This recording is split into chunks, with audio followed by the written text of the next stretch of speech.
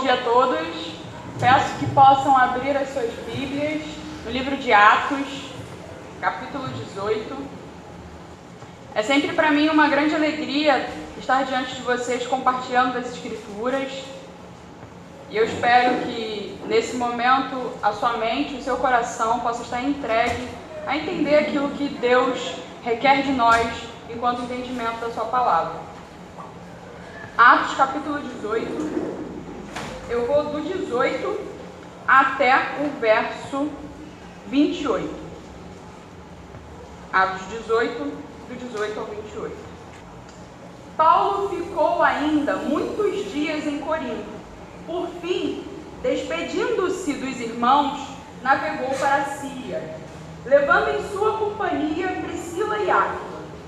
Antes de embarcar, rapou a cabeça em Cencreia, porque tinha feito um voto. Quando chegaram a Éfeso, Paulo deixou ali Priscila e Áquila.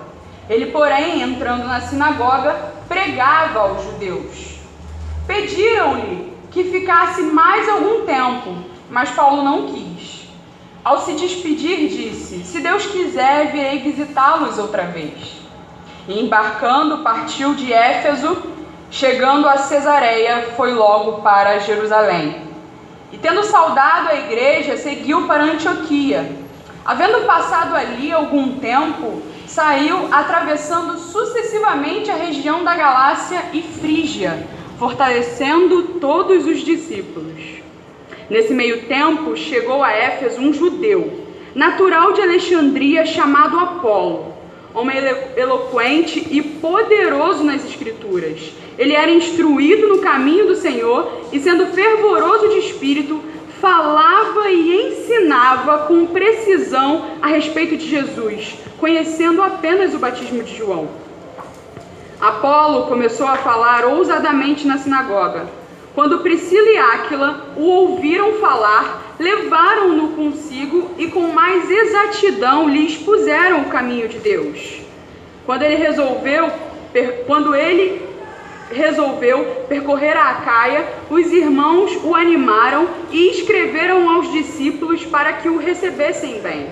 Tendo chegado, Apolo auxiliou muito aqueles que, mediante a graça, haviam crido, porque com um grande poder convencia publicamente os judeus, provando por meio das Escrituras que Jesus é o Cristo. Hoje nós vamos falar de um personagem muito importante para a missão apostólica da Igreja de Cristo. Este personagem se chama Apolo. Meu objetivo com esse devocional é entender como a vida de Apolo é marcada por tais características que parecem que em nosso tempo se tornaram diametralmente opostas. Então, o tema do nosso estudo é Apolo, a eloquência e o fervor do Espírito. Como essas características se tornaram tão distantes umas das outras em nosso tempo.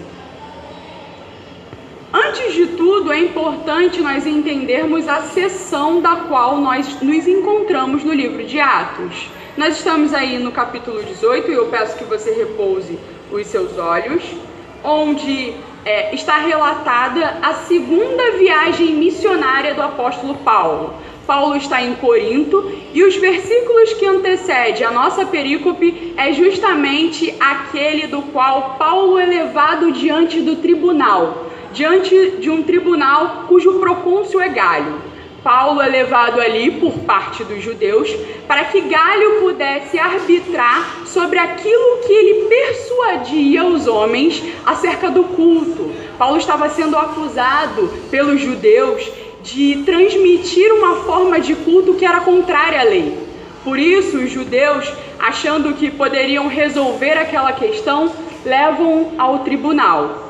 Galho, porém, isentando-se de resolver questões que diziam respeito a tradições judaicas ou a questões voltadas à cultura deles, torna-se isento, e você pode reparar isso no versículo 16. Ele os expulsa do tribunal e para Galho tanto importava o que Paulo estava fazendo ou deixando de fazer. Ele não se incomodava com estas coisas. essa é o último ponto, talvez ali, para a entrada da nossa perícope e para a entrada do entendimento que vai vir a seguir. Então, Paulo está em Corinto, e estando em Corinto, ele permanece alguns dias ainda ali, como vai dizer o nosso versículo 18. Por fim, Paulo se despede dos irmãos e vai na direção da Síria, em sua companhia de Priscila e Áquila. Eu botei aqui um mapa para a gente ter uma visão talvez mais completa e entender um pouco não só do Novo Testamento em termos de localização e de como ficavam as cidades, as regiões, mas também de te tornar sensível a um aspecto muito importante, que é entender, né, as cidades, de onde Paulo estava vindo, de onde Paulo estava falando, para onde Paulo está enviando determinadas cartas. E eu achei interessante botar esse mapa para, num primeiro momento, a gente ter uma familiaridade com essas cidades e as disposições que elas se encontram. Então, Paulo está em Corinto e o próprio texto vai dizer que, a partir de Corinto, ele vai para onde? Ele vai para Cencreia, onde ele rapa a cabeça, né? Então você percebe que Cencreia fica próximo de Corinto. Então, com o mapa fica visualmente mais compreensível esses movimentos de Paulo. Eu coloquei em azul os pontos que nós vamos tratar, porque como se trata de uma viagem extensa e o apóstolo Paulo passou por todas essas regiões a fim de pregar o evangelho do nosso Senhor Jesus Cristo, eu pontuei só os aspectos tangentes à segunda viagem missionária de Paulo.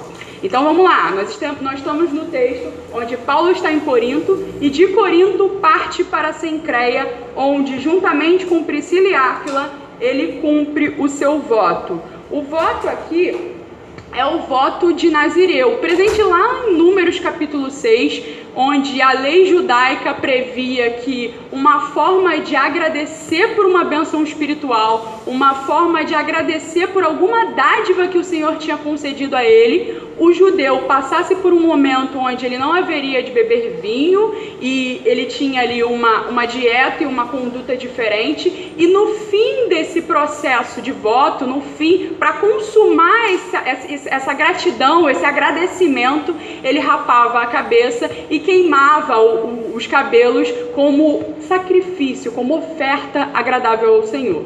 Então, Paulo aqui, quando diz que ele rapa a cabeça, ele ainda, apesar de uma compreensão acerca do Cristo, apesar da sua compreensão acerca do Evangelho, ainda assim cumpre os seus rituais judaicos. Paulo não deixa de ser judeu.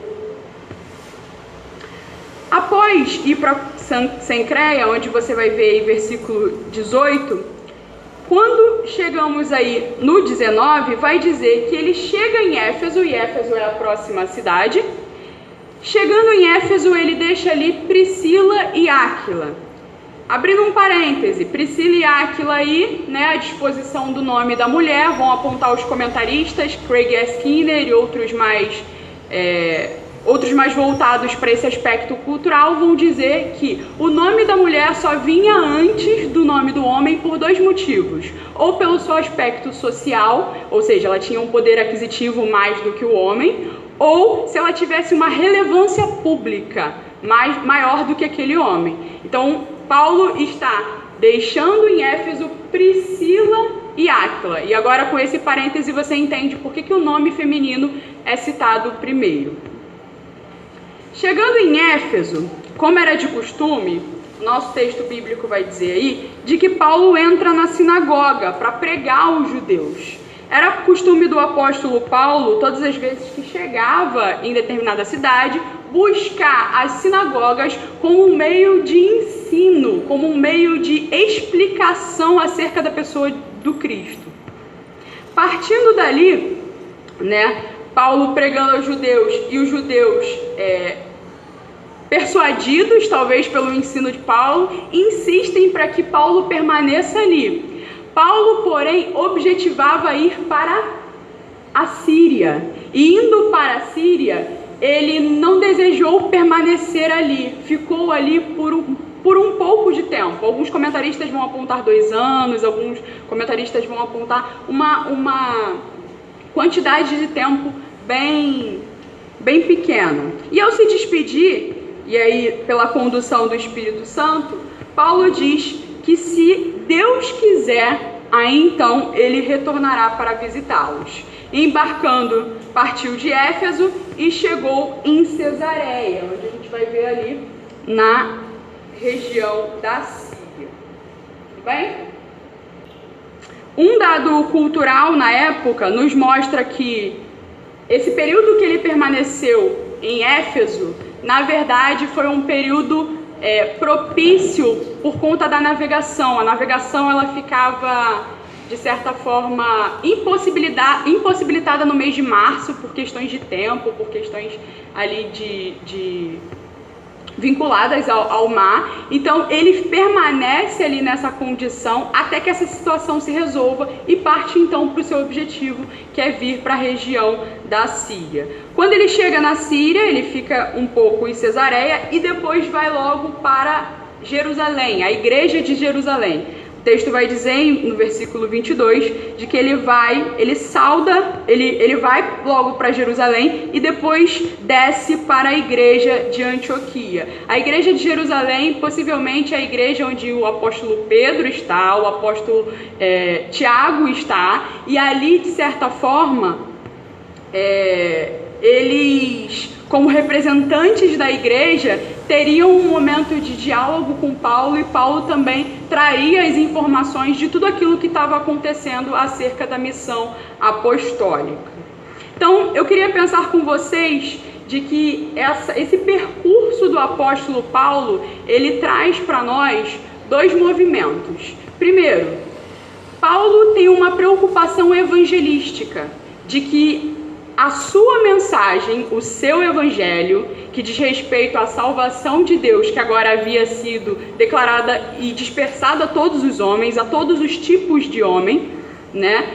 E ele tinha um compromisso evangelístico de tal forma, volta um pouquinho, que ele ia passando por cada cidade comprometido nesse anúncio. Então, quando ele chega ali em Jerusalém, rapidamente ele sobe para Antioquia, ele sauda os irmãos da igreja de Antioquia, ali mais precisamente onde os cristãos vão ser pela primeira vez chamados de cristãos, é em Antioquia que esse reconhecimento acontece, e a partir de Antioquia ele vai para a região da Frígia e da Galácia, e como você vai ver aí no final do seu versículo 22, para fortalecer todos os discípulos, fortalecer aqueles que já haviam sido alvo do evangelho, já estavam em suas congregações, já haviam se convertido ao evangelho e possivelmente debaixo do ministério de Paulo.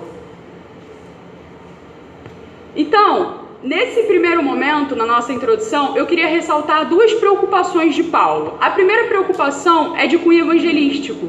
Paulo estava preocupado de que forma o evangelho estava sendo propagado em todas as regiões e cidades. O objetivo dele também era passar pelas cidades-chave do Império Romano. Então ele passa por Corinto, uma capital proveniente do Império Romano, ele passa por Antioquia, outra também cidade muito importante para o Império Romano, e assim consecutivamente. Mas não apenas isso, além da sua preocupação com os de fora, Paulo tinha uma preocupação pastoral, e essa preocupação pastoral é notável no final do versículo 22, onde Paulo busca fortalecer os discípulos do caminho, onde Paulo está preocupado em novamente ir na direção daqueles que já haviam crido, mas precisavam ali de exortações e de suprimento para que se mantessem firmes em sua fé. Por que isso é importante? E eu faço questão de que nós reparemos essa atitude do apóstolo Paulo.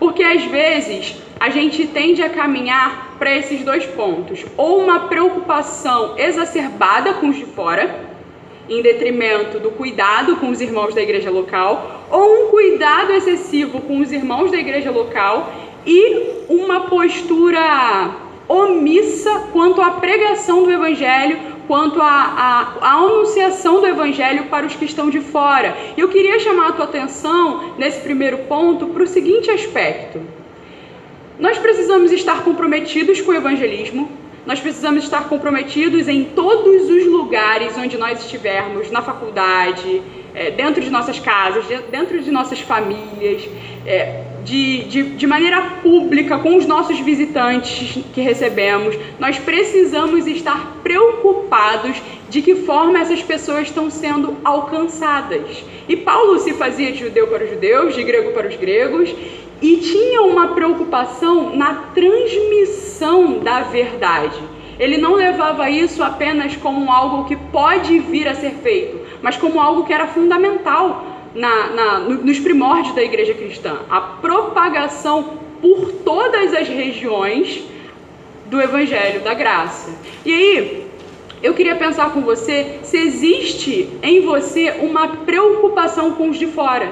Se existe em você uma preocupação, uma dedicação em olhar aqueles que estão fora da igreja e que são consumidos por idolatria, são consumidos por uma vida sem sentido, são consumidos por uma ausência sequer de diálogos profundos. Será que a gente olha para essas pessoas e busca meio de dialogar com elas, busca meio de pregar o evangelho para elas?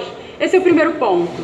O segundo ponto é: como nós temos cuidado e fortalecido os nossos irmãos na igreja local? Será que existe uma preocupação, ou o fato deles já terem sido convertidos, deles terem sido, de certa forma, já terem recebido o evangelho, eles de fato não precisam de fortalecimento, não precisam de exortação, não precisam de ânimo ali para a sua caminhada cristã? Queria pensar nesses dois pontos. Aí, partindo desse momento introdutório, onde você já entendeu toda a locomoção do apóstolo Paulo, onde você já entendeu toda ali a sua disposição, a sua intencionalidade nessas movimentações, eu queria entrar nesse grande parêntese que é o tema do nosso estudo. Apolo entra aqui como um grande parêntese. Então, ao mesmo tempo, ou nesse íntere, ou como o texto vai dizer, versículo 24, nesse mesmo tempo, ou seja, Paulo está ali viajando por toda a região e acontece um evento na cidade de Éfeso. E esse evento, esse parêntese, é o que nós vamos nos dedicar a entender. Aparece nesse interlúdio da história da missão cristã um personagem chamado Apolo, né? Lembrando que Paulo deixou Priscila e Áquila em Éfeso, e durante esse período da estada de Priscila e Áquila em Éfeso, surge esse personagem que possui algumas características muito, que eu diria, curiosas. São características importantes e que sempre me instigaram. Quem é esse Apolo, o eloquente? Quem é esse judeu alexandrino? É sempre importante mencionar, antes de falarmos de Apolo, de que Éfeso era uma importante cidade comercial da Ásia. Éfeso era uma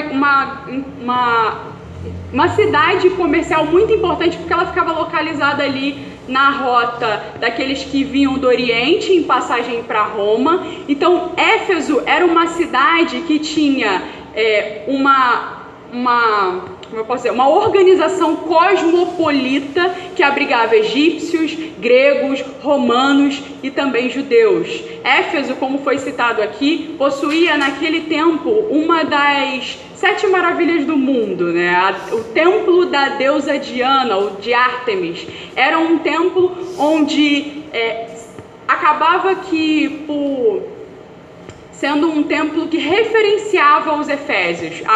Os efésios eram conhecidos, né, como os efésios de Diana. Então, partindo disso, tendo todos esses detalhes de Éfeso, nós podemos entender esse direcionamento de Paulo, esse direcionamento de Apolo para Éfeso e de que forma Apolo se relaciona com a nossa temática. Eu queria pensar com vocês, primeiro de tudo, em seu nome. Quem é esse Apolo?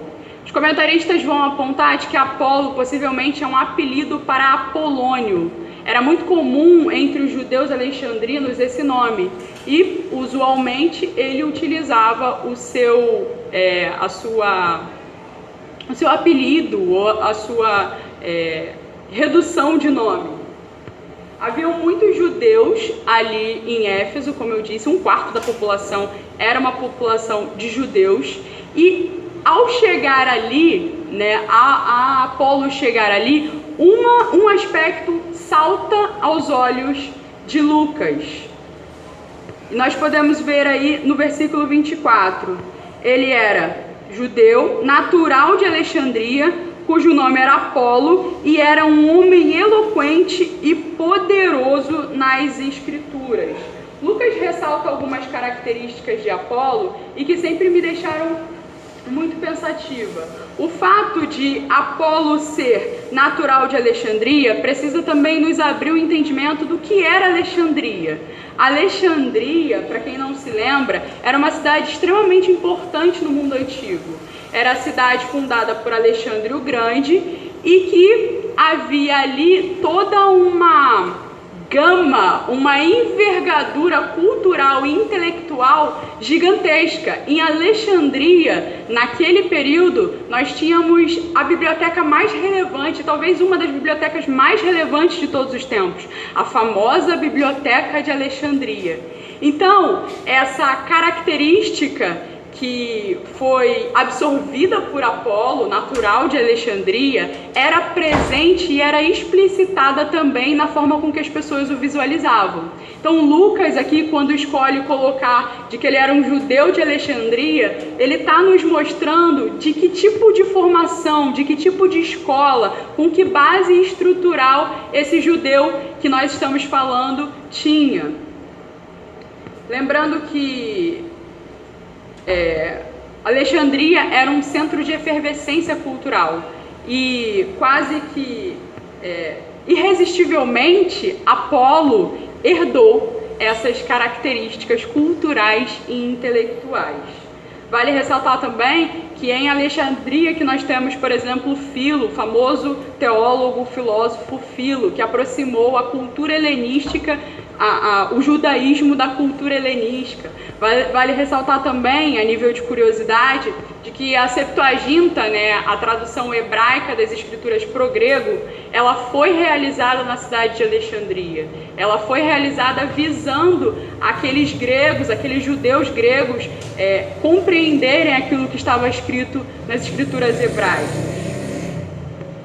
E por último, partindo desse entendimento da chegada do judeu alexandrino a Éfeso, eu queria pensar com vocês na escolha de Lucas por características específicas para retratar a figura de Apolo.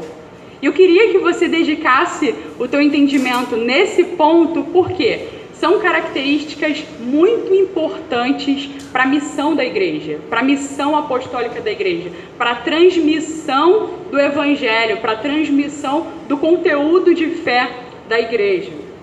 E essas características são a eloquência. Apolo era eloquente, como vai dizer Lucas, ele era poderoso nas escrituras, ele era instruído no caminho do Senhor e fervoroso no Espírito. Nós podemos observar isso no versículo 25 de Atos, capítulo 18.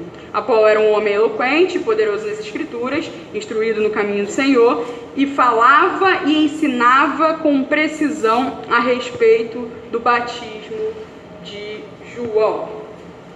Partindo aí para a primeira característica, a eloquência, A palavra grega utilizada aí é logios.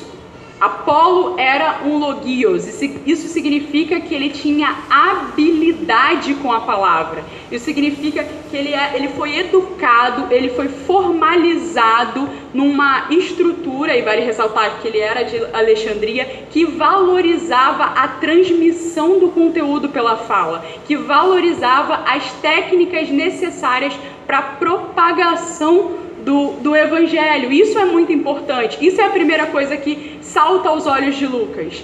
Apolo era instruído e tinha uma habilidade em comunicar. e o quanto isso é importante para a igreja, o quanto isso é importante em termos de instrução, de ensino, de propagação do conhecimento. A igreja primitiva considerava essa característica uma das características fundamentais para os envolvidos. Ele tinha boa capacidade de falar e persuasão. Ele conseguia trazer, além de clareza, entendimento completo para aqueles judeus que porventura tinham alguma dificuldade ou não conseguiam compreender do que se referiam os textos do Antigo Testamento.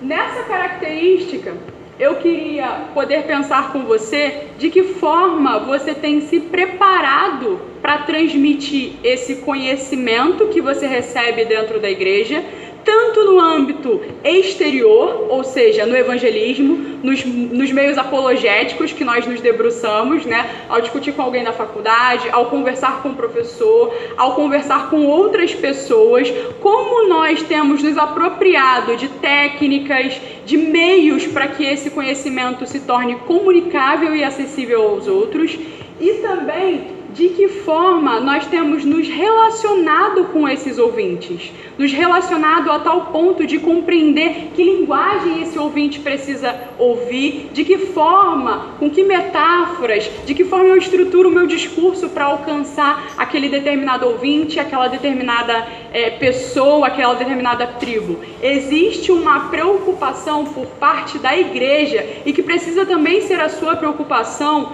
na construção, no estudo, para que você, no momento em que puder abrir a sua boca, possa abrir com exatidão, possa abrir com clareza, com persuasão. A igreja de Deus, ela sempre possuiu um ânimo pela palavra, ela sempre possuiu um ânimo pelo discurso público. Não é à toa que Jesus discursava e tem longos sermões de Jesus em torno das Escrituras. Nós temos Paulo utilizando de muitos aspectos retóricos para convencer determinadas pessoas. Então existe um aspecto em Apolo que não pode ser considerado apenas como nasceu assim. Apolo havia sido formado, havia sido construído dentro de uma percepção em que a fala era importante, em que o jeito de falar era importante. E isso a igreja cristã utilizou com muita maestria, e a figura do Apolo, né, nós podemos ver de que quando Priscila e Áquila percebem isso, trazem-o para si, para apurá-lo, para lançá-lo em seguidamente. Então, irmãos, fechando esse primeiro ponto, nós precisamos de um compromisso diário com o desenvolvimento do discurso.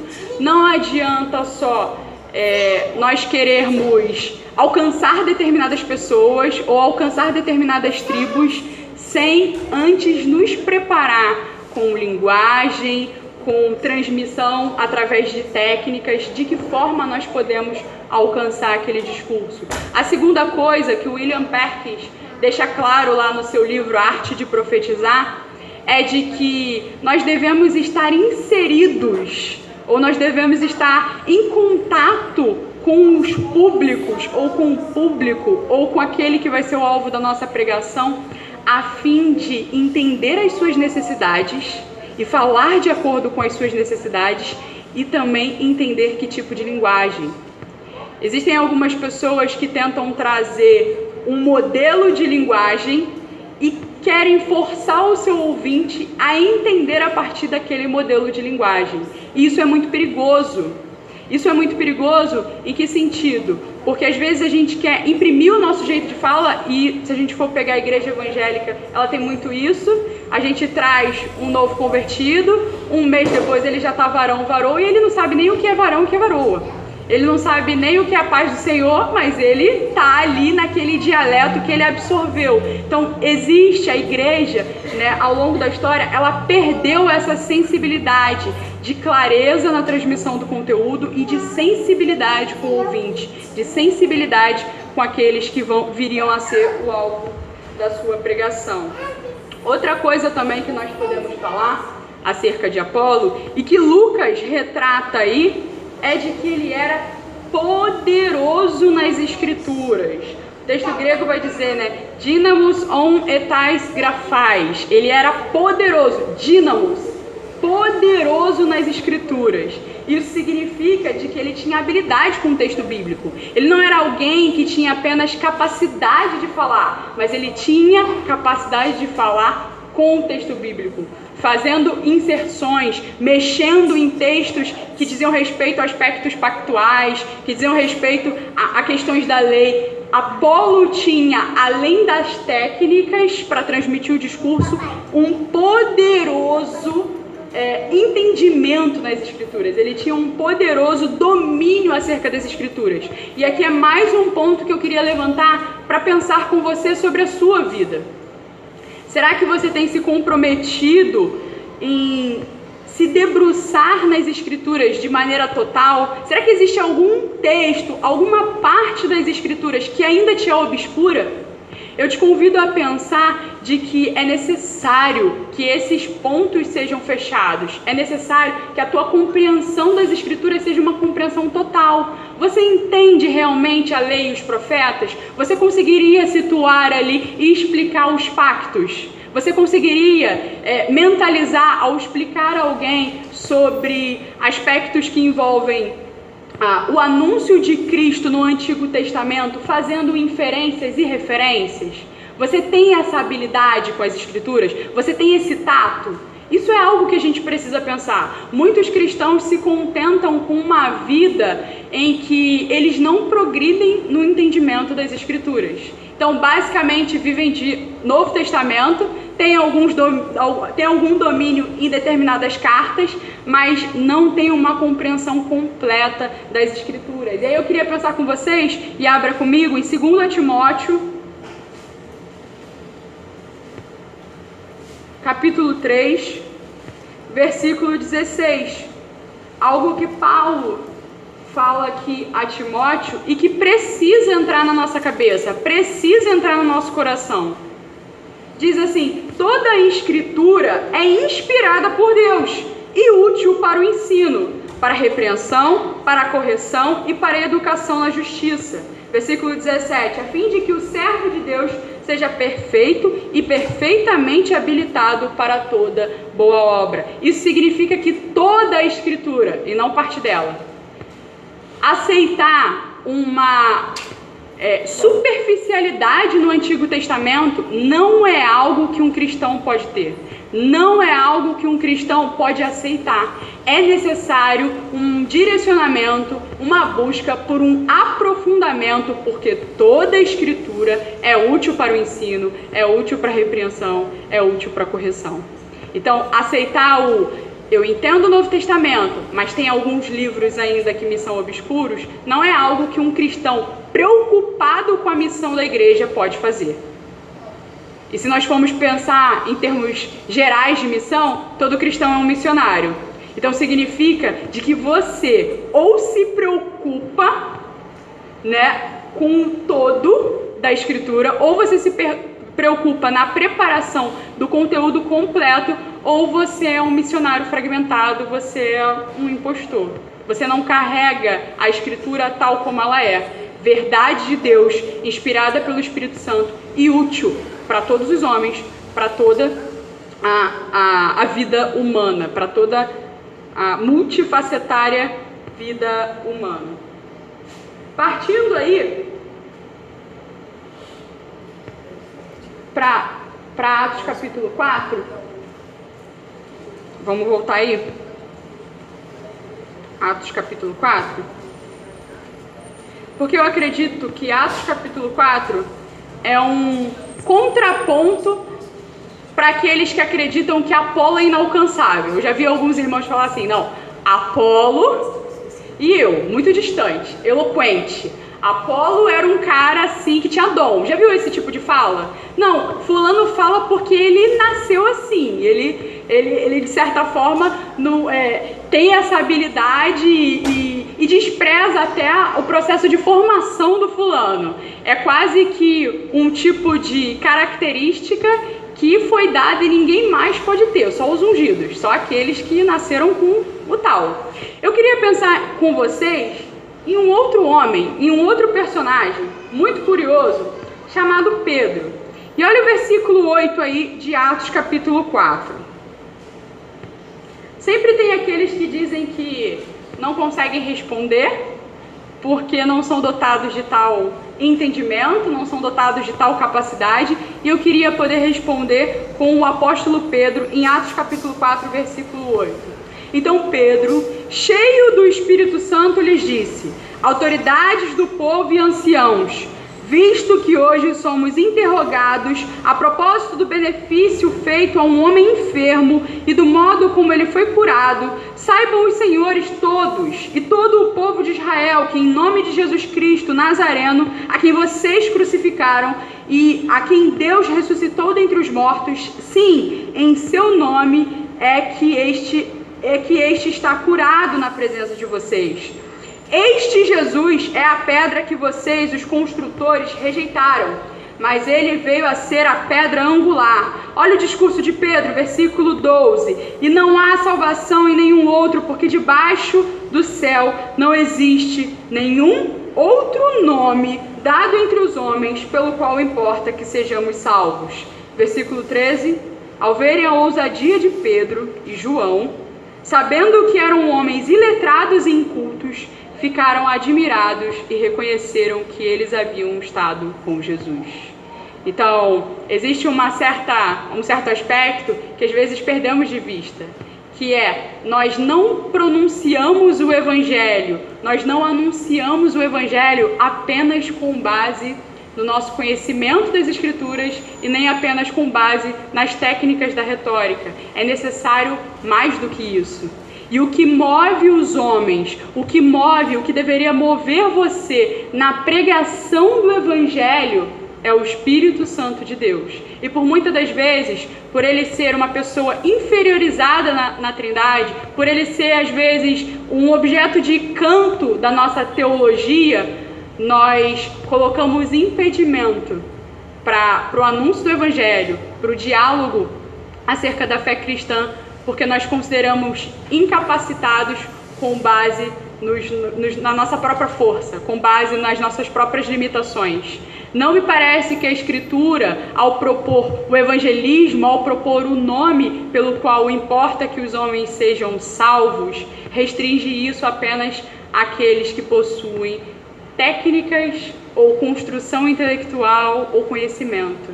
É necessário sim a técnica, para que se torne claro, para que haja persuasão, mas também é necessário poder a partir do conhecimento das Escrituras.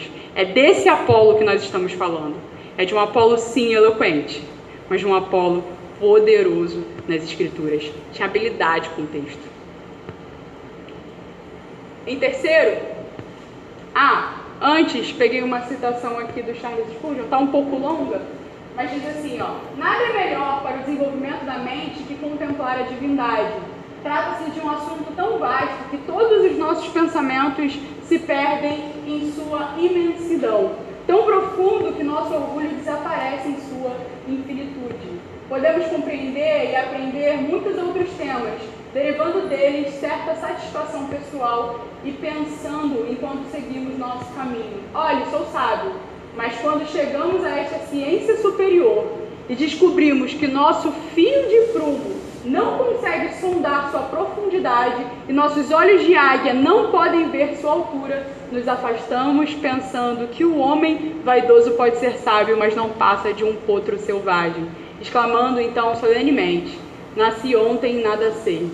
Nenhum tema contemplativo tende a humilhar mais a mente que os pensamentos sobre Deus. Então nunca vai ser sobre a habilidade que você tem, mas sobre o relacionamento que você tem com Deus, sobre o conhecimento que você tem corandeu, e não o conhecimento daquele que conhece a Deus, como muitos de nós, por muitas das vezes, nos contentamos. Sabemos Calvino, sabemos John Bunyan, sabemos John Piper, mas não temos um relacionamento profundo com Deus que nos provoque tal exultação e tal habilidade poderosa com as Escrituras.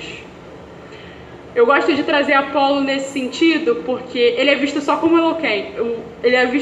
eloquente, mas Apolo era mais do que isso. Apolo era um homem poderoso nas Escrituras. Passa para mim.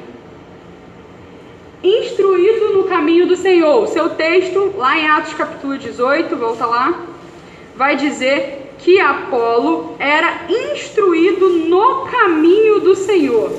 O que significa aí? A palavra grega aí é catequel, que se relaciona também com a catequização. Apolo foi catequizado no caminho, ele aprendeu a falar do caminho, ele tinha os elementos necessários para responder todos aqueles que o indagavam do caminho. E a gente vai perceber isso quando Priscila e Áquila o apresentam com exatidão.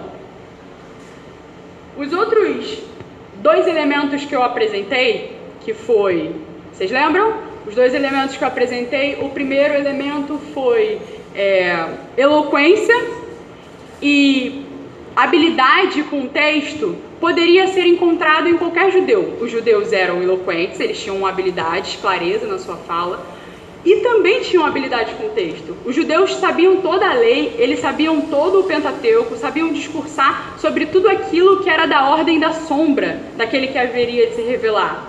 Mas se Apolo tivesse somente esses dois elementos, ele poderia ser um judeu como qualquer outro. O que o torna, então, alguém diferente? O que o torna, então, um cristão? É porque, além dele ter todos os conhecimentos necessários para a transmissão de modo claro, além dele ter o domínio das escrituras, o domínio dos textos, ele também foi catequizado no caminho. Ele sabia falar a respeito do Evangelho, ele sabia comunicar a mensagem fundamental que poderia salvar ou poderia dissolver todas as dúvidas e os questionamentos daqueles que apareciam em seu caminho.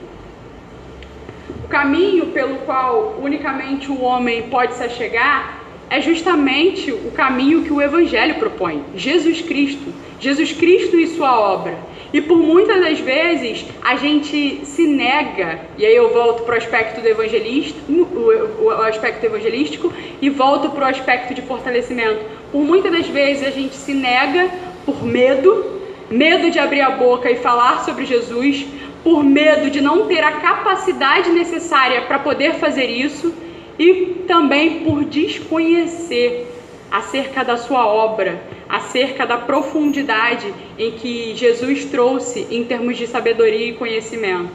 Então eu queria pensar com você nesse terceiro ponto, de que você que tem sido catequizado no caminho, será que você absorve esses conteúdos doutrinários e absorve de tal forma a transmiti-lo?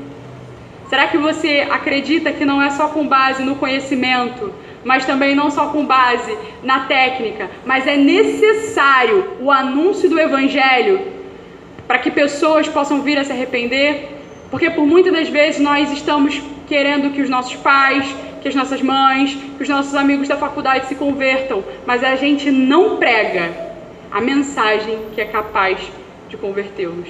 A mensagem pela qual Deus usa para que homens possam abandonar as suas vidas pecaminosas e se curvarem a Jesus Cristo. Talvez o nosso problema, ao sermos catequizados no caminho, é não acreditar que o anúncio do caminho tira homens das trevas e os transporta para a luz.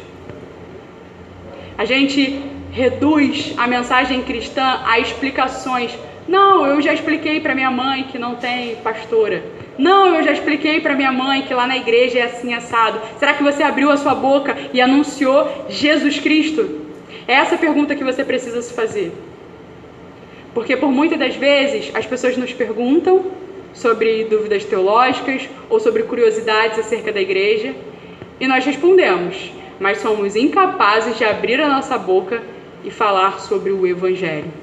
Falar sobre um Deus que salva, falar sobre um Deus de ira e de que existe um tribunal para o qual todos os homens estão se encaminhando. A gente anula essa mensagem, mas se alegra por ter explicado determinada doutrina, por ter sanado uma dúvida, por ter explicado, não, lá na igreja não é assim. Lá na igreja não é como a igreja da televisão. A gente se contenta com isso. Por último, e onde eu gostaria de encerrar e amarrar o nosso estudo, Apolo era fervoroso de espírito. E fervoroso aí, é de zelo. significa borbulhante de espírito. Apolo tinha um coração dominado pelo Evangelho. Isso é algo que nós perdemos de vista e que nós nos afastamos, porque a busca é sempre ou pelo conhecimento desassociado de um fervor de espírito, ou um fervor de espírito desassociado de um conhecimento. Apolo aqui se torna o nosso modelo de Cristo, porque ele tem as duas coisas unidas. Ele tem o conhecimento, a habilidade intelectual, a capacidade cultural de comunicação, mas ele também é um homem fervoroso, um homem dedicado ao Senhor, um homem que está preocupado com a transmissão do Evangelho da Graça. E isso precisa entrar, isso precisa te dominar, de que não basta sermos uma igreja que sabe todas as doutrinas, é necessário que sejamos uma igreja que borbulha em fervor de espírito. É isso que significa zeu. É isso que Lucas está vendo em Apolo. Amarrando tudo isso, eu queria pensar com vocês, por fim, de que esses 4 elementos que nós vimos, ele precisa ser algo tal como visível na sua vida. Ele precisa ser algo pelo qual as pessoas, ao te identificarem, possam enxergar. Lucas aqui está identificando um cristão que possuía tais características e que promovia a missão da igreja, que promovia o anúncio do Evangelho entre os homens. E por vezes, nós temos uma característica, mas não temos a outra. É necessário que essas características, esses elementos, estejam completamente vinculados à nossa vida cristã, de tal forma que se alguém pudesse escrever sobre nós, diria: eis aí um judeu alexandrino, alguém que tem um conhecimento tanto dos aspectos gregos quanto dos aspectos judaicos, e alguém que é eloquente, é poderoso nas escrituras, tem fervor de espírito e também é instruído, é catequizado no caminho. Será que essas são características que você visualiza na sua vida? As pessoas te reconhecem por isso? Ou será que você se contentou apenas em ter um elemento? A vida de Apolo é um grande dilema, um grande paradigma para nós. Porque há aqueles que querem se afastar de Apolo porque dizem: não, ele é eloquente, eu prefiro um personagem que seja mais brando, mais iletrado, mais parecido comigo. Quando na verdade Apolo é um modelo cristão que nós precisamos hoje, como uma igreja que absorve a doutrina, ama pregar o Evangelho aos perdidos, ama cuidar uns dos outros. Nós precisamos justamente dessas características de Apolo. Esse cuidado, que também é visto na vida de Priscila e Áquila, precisa ser o nosso cuidado ao tratarmos discípulos, ao lidarmos com visitantes. Nós precisamos desses elementos, das características de Apolo em nossas vidas. Por fim, para finalizar o entendimento do fervor de espírito de Apolo, eu queria deixar uma frase do teólogo Kevin Van Hooser, que por muitas das vezes busca esse equilíbrio, de que sim, nós devemos buscar a academia, profundidade teológica, contato com o texto, exegese, hermenêutica, teologia bíblica, teologia sistemática. Sim, mas também devemos buscar uma vida em comunhão com Deus. Devemos buscar uma vida dedicada à oração, dedicada a uma exultação, como diria um irmão muito querido, exultação da pessoa de Cristo. Às vezes a gente perde a característica principal de que um discípulo de Jesus é reconhecido pela forma com que os seus olhos estão fixos em Jesus Cristo.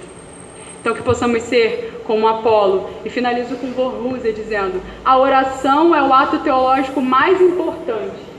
Discípulos fazem teologia quando experimentam a realidade do seu relacionamento com Deus de joelhos. O discípulo é alguém que ora e permanece acordado, permanece atento. Van Hooser está trazendo essa percepção de que aqueles que estão preocupados com a missão da igreja, preocupados com a propagação do Evangelho, precisam não apenas estar estudando e se dedicando ao conhecimento, mas também precisam evidenciar uma vida com Deus. Mais uma.